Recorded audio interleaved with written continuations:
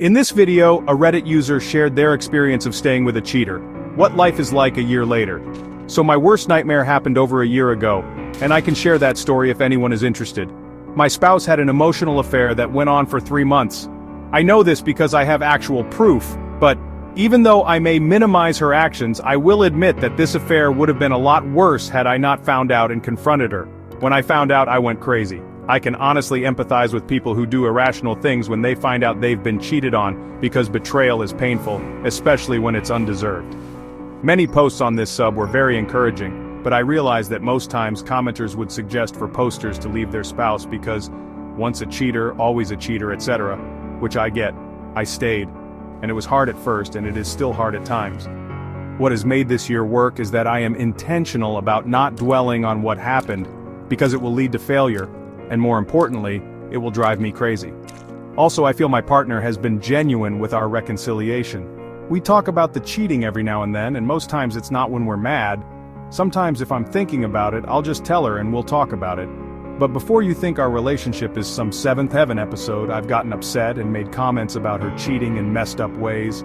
We've also found healing by doing more date nights, taking active roles in the housework and duties, sharing interests and hobbies, and most importantly, having our own time and hobbies. A lot of what led to cheating was a lack of communication about how unhappy we were and how we acted out of obligation to what we thought married people were supposed to do and be.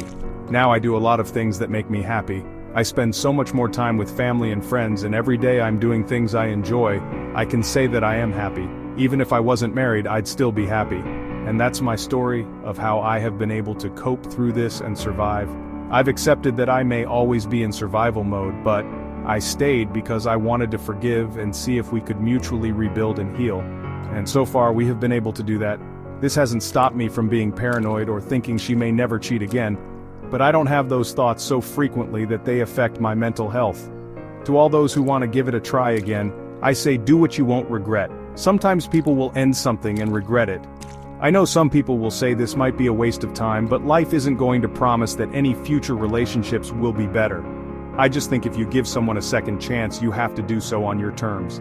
I told my wife I want to work it out, but I realized my happiness is just as important as our happiness, which is why I've invested more in self-love and self-care.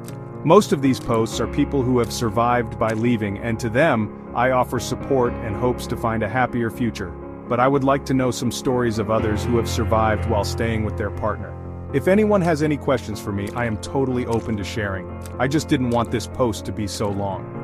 Edit 1. A big part of the story I left out was that we had a daughter already when this happened. During the month break, our daughter went back and forth to both my home and hers. She was staying with family. When my wife apologized to me, she talked about how she regretted putting our child and extended family through this. My wife does not need me for financial reasons and vice versa, and while she was away she had every opportunity to cut ties, but she didn't and continuously made efforts to talk to me.